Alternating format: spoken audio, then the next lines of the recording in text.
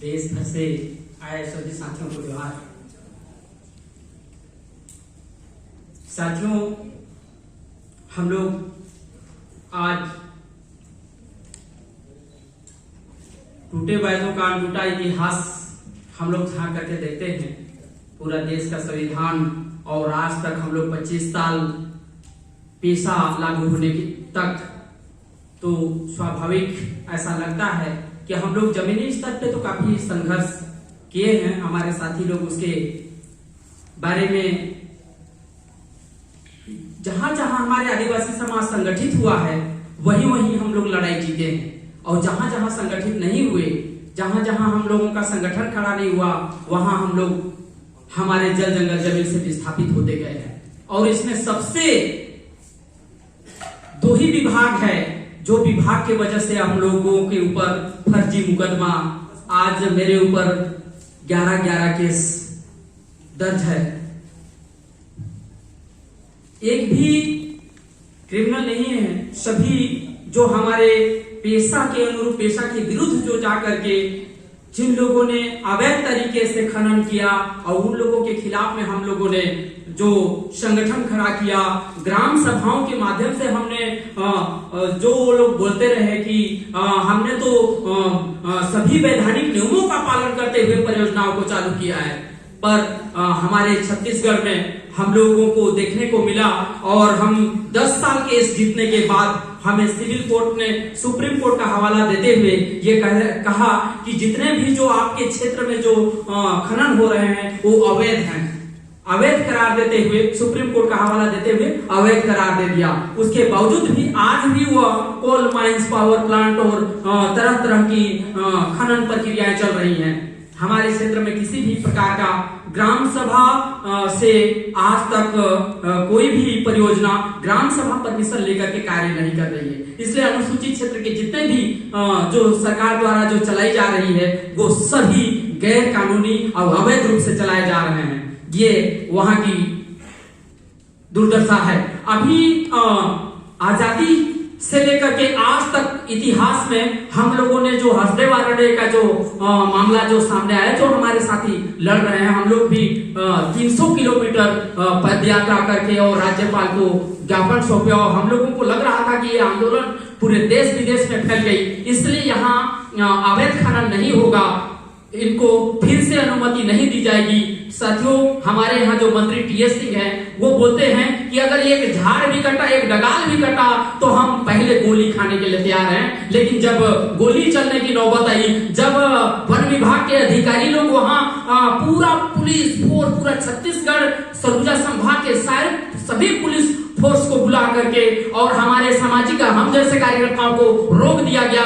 पहले से हमारे सरपंचों को जो सामाजिक कार्यकर्ता के रूप में हैं, सभी सरपंचों को गिरफ्तार कर लिया गया और स्थानीय थानों में जाना बंद कर दिया गया। ये हालात देख करके ऐसा लगा कि ये कौन से दुनिया में हम लोग जी रहे हैं? क्या आजाद भारत में हम लोग जी रहे हैं?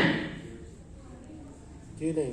साथियों, पहली बार एहसास हुआ, उसके पहले भी हम लोगों ने कोल माइंस को घेरा और जो है ना ऐसा एहसास तो हुआ था। देखें, हम लोगों को देखने को तो मिला था कि पूरे पुलिस फोर्स, पूरा ताकत जो देसी कंपनियां हैं या विदेशी कंपनी है उसको संरक्षण देने में पूरा ताकत झोंकती हैं, लेकिन जो वहां के स्थानीय जो मूल आदिवासी है, मूल मालिक हैं, उन्हीं को अपराधी करार दे करके फर्जी मुकदमे में फंसा करके और उनको जेल में घसीटा जाता है। जब आप लोग जो है ना सोचते होंगे कि किस तरह से आदिवासी वहां भीड़ करके लड़ रहे हैं, और जो है जब हम लोग वहां लड़ते हैं, मुसीबत झेल रहे हैं, पर बहुत सारे जन संगठनों को आदेश दिया जाता है कि जो आंदोलनकारी हैं, जो आंदोलन करते हैं, जो लोगों को आंदोलित करते हैं, ऐसे लोगों को आप सहयोग नहीं करेंगे। यदि आप ऐसा, जितना भी एनजीओ सेक्टर के लोग हैं उन लोगों को तो ऐसा बोला जाता है। तो इसलिए तो अब हम लोगों को हमारी जो पारंपरिक व्यवस्था है, हम लोगों ने अपने संगठन में हम लोग पूरे दुनिया को संदेश दे रहे हैं कि हमारी जो परंपरागत जो व्यवस्था है, हमने हर गांव में ग्राम सभा को मजबूत करते हुए, पारंपरिक ग्राम सभा को मजबूत करते हुए हर गांव में गांव गढ़ सरकार बना रहे हैं। 12 गांव का परगना न्याय सभा, उसके ऊपर में हमारे गढ़ सभा है, जहां जहां हमारे गढ़ हैं वो गढ़ सभा, और उसके ऊपर में हमारे हमारे कोर्ट बुमकाल कोर्ट सभा का हम लोगों ने निर्माण किया।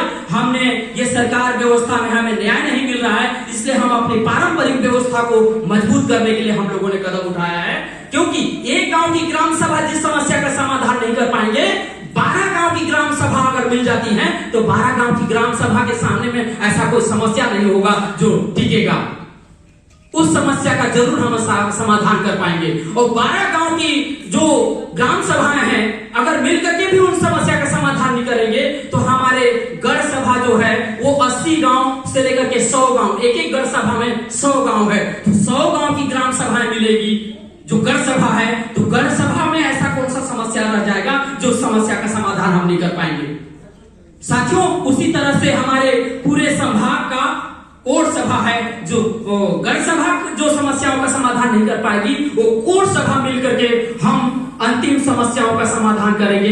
इस तरह से हमने पारंपरिक व्यवस्था को मजबूत करने का हमने आह्वान किया। उसके लिखित नियम कानून हम लोगों ने हमारे अनुसूचित क्षेत्रों के लिए जो 10 राज्य हैं, 10 राज्य के लोगों को हम लोगों ने रायपुर में राष्ट्रीय कार्यक्रम किया और वहां हम संविधान सभा का गठन किया और संविधान हमारा अलग से तैयार हो रही है आदिवासियों का, जो हर राज्य से उसमें आदिवासी जनप्रतिनिधि हैं उसमें, और संविधान की तैयारी चल रही है।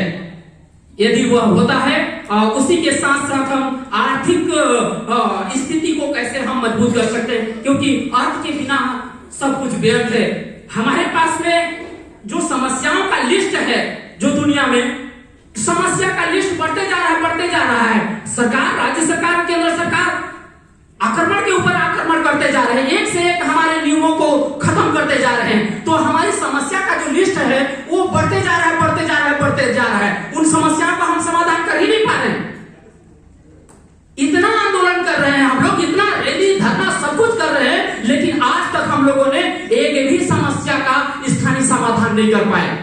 इसलिए हम लोगों को लगता है कि केंद्र सरकार और राज्य सरकार हमारे आदिवासी समुदाय को ये न्याय नहीं दे सकते। हमारे जंगल जमीन को छीन सकते हैं, हम लोगों को फर्जी मुकदमे में फंसा करके हमको जेल में घसीट सकते हैं, हमारे मानसिक प्रताड़ना से लेकर के हर तरह का जो है ना हमारे शोषण कर सकते हैं, हमारे समाज की पारंपरिक व्यवस्था में विकृति पैदा कर सकते हैं, हमको मिटा सकते हैं, लेकिन हम लोगों को न्याय नहीं दे सकते हैं। ऐसा हम लोग हमारे आदिवासियों में आज बन चुका है। इसलिए हम गांव गणराज्यों की ओर पूरे देश के लोगों को आह्वान करते हैं कि सभी समुदाय के लोग एक साथ जो गांधी जी का जो गांव गणराज्य है उस ओर हम लोग आगे बढ़े चले। सभी साथियों को इंकलाब जिंदाबाद, जोहार।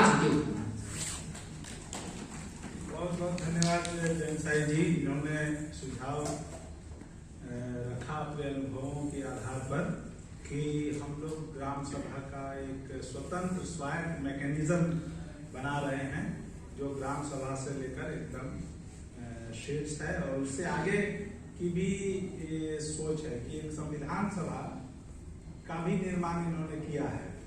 अब वो संविधान सभा आदिवासी समाज के संदर्भ में है, तो उसमें से जो भी सूत्र फार्मूला निकलेगा वो सभी के काम आएगा।